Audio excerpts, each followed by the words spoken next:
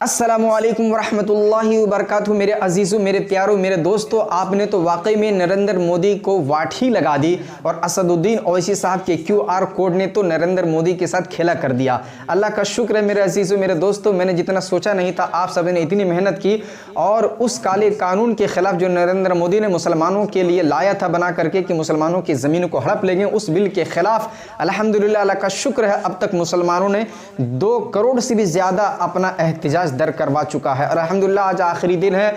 इंशाअल्लाह उल अज़ीज़ जितना ज़्यादा से ज़्यादा मुसलमान कोशिश करेंगे तो इंशाअल्लाह उल अज़ीज़ ये 2 करोड़ 3-4 करोड़ में तब्दील हो जाएगा और इंशाअल्लाह उल अज़ीज़ ये होकर रहेगा। मेरे अजीज़ों, मेरे दोस्तों, जब आपने वीडियो को प्ले कर लिया तो आपसे एक छोटी सी रिक्वेस्ट और गुजारिश है कि मैं एक बहुत ही इंपॉर्टेंट वीडियो असदुद्दीन ओवैसी साहब का सुनाने जा रहा हूँ। मेरे अजीज़ों, मेरे दोस्तों, आप इस वीडियो को ज़रूर देख कर जाएँ। इसके बाद आप वीडियो आगे देखें या ना देखें, लेकिन असदुद्दीन ओवैसी साहब की ये बहुत ही इंपॉर्टेंट वीडियो आप ज़रूर सुनकर जाएँ। मेरे दोस्तों, मेरे अजीज़ों, आइए सुनते हैं असदुद्दीन ओवैसी साहब का ये बहुत ही इंपॉर्टेंट वीडियो। हर मुसलमानों को ये सुनना चाहिए, आप भी सुनिए। जो बीजेपी की हुकूमत पूरे मुल्क में वक्फ की जायदाद का जो बिल लेकर आई है जी, मैं सिर्फ मुख्तसर से अल्फाज में अपनी बात को बोलकर यहाँ से रुखसत हो जाऊंगा कि अगर ये खुदा ना खास्ता ये बिल अगर कानून बनेगा तो कोई भी वक्फ की प्रॉपर्टी मुसलमानों के पास नहीं रहने वाली। बिल्कुल सही। सब हुकूमत के कब्जे में चला जाएगा। और जिस मंसूबाबंद तरीके से नरेंद्र मोदी की हुकूमत ने अपनी नफरत को इस कानून में जो शक्ल दी है कि मिसाल के तौर पर वे कहते हैं कि वक्फ बाय यूज़र ख़त्म कर दिया जाएगा। अब वक्फ बाय यूज़र अगर ख़त्म होगा तो सबसे पहले निशाने पर है हर मसलक का मदरसा।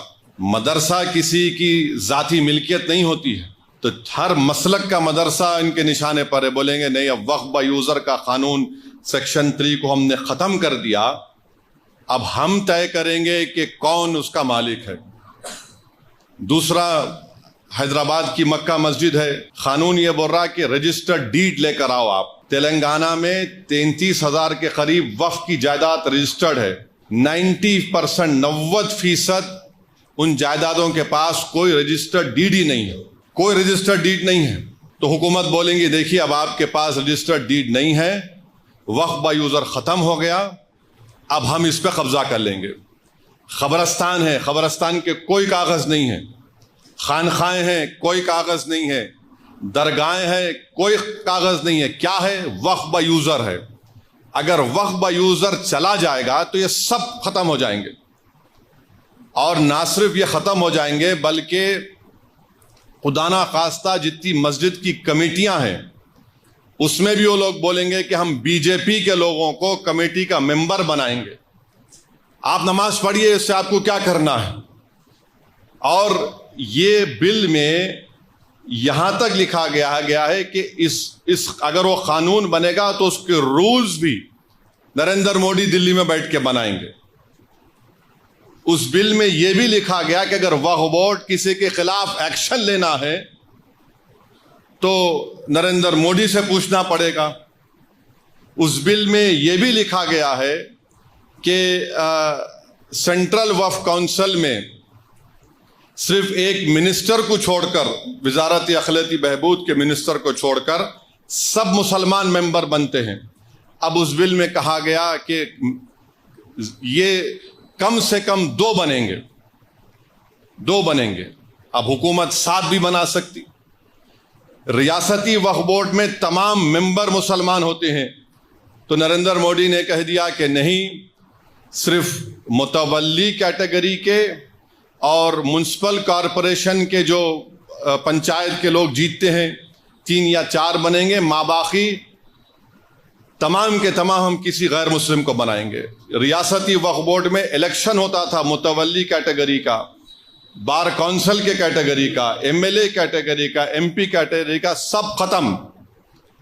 हुकूमत उनको नामजद करेगी। और याद रखिए, मैं खुल के कह रहा हूं, उसके पीछे ये लोग भी हैं जो खत्म नबुव्वत के मुनकरीन हैं। ये शयातीन, ये गंदी नाली के कीड़े इसके पीछे हैं। इनका मकसद एक ही है कि किसी ना किसी तरह ये वक्फ के कानून को ख़त्म कर दिया जाए। तो इसमें बहुत सी शैतानी ताकतें मुलविस हैं। और वक्फ का ट्राइब्यूनल है। अब वक्फ के ट्राइब्यूनल में एक डिस्ट्रिक्ट जज chief justice of high court appoint کرتے ہیں ریاست کے. پھر ایک شخص کا اپوائنٹمنٹ ہوتا ہے جس کو شریعت کے بارے میں علم ہو, اور ایک ذمہ دار آدمی کو. نریندر مودی یہ کہہ رہے ہیں کہ اب ڈسٹرکٹ جج جو چیف جسٹس ہائی کورٹ کا اپوائنٹ کرتا نہیں, وہ ریٹائرڈ جج ہوگا اور ایک ریٹائرڈ گورنمنٹ امپلائی ہوگا. میرا جو مشاہدہ ہے, جتنے گورنمنٹ کے اس طرح کے انکوائری کمیٹیز بنتے ہیں جس میں ریٹائرڈ جج ہوتے ہیں, ایک ریٹائرڈ گورنمنٹ کا سرونٹ ہوتا ہے. مثال کے طور پر برسوں پہلے مفتی غیاث کو معلوم ہوگا 1996 میں تالاب کٹے میں ایک فائرنگ ہوئی تھی جس میں ایک معصوم عورت فرسٹ فلور پہ تھی, شہید ہو گئی تھی.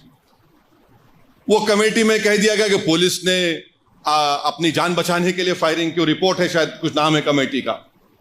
پھر مکہ مسجد کی رپورٹ ہے, وہ آج تک نہیں نکلی. حیرت کی بات یہ ہے کہ کلیکٹر کو یہ پاور دیا گیا کہ یہ قانون بننے کے بعد جتنی بھی وقف کی پراپرٹی ہے, اگر کوئی شیطان جا کے بولے گا کہ نہیں وقف کی نہیں ہے گورنمنٹ کی ہے, تو کلیکٹر انکوائری کا آرڈر کرے گا. اور کلیکٹر انکوائری جب آرڈر کرے گا تو کلیکٹر یہ کہے گا کہ تا وقت انکوائری مکمل نہیں ہوتی یہ وقف کی پراپرٹی نہیں رہے گی. اب کلیکٹر صاحب برسوں انکوائری کرتے رہیں گے, آپ کی تو پراپرٹی چھین لی گئی. کیسے انکوائری کریں گے؟ تو انگریزی میں استعمال کیا گیا whatever he deems fit, یعنی وہ جیسا چاہے انکوائری کر سکتے.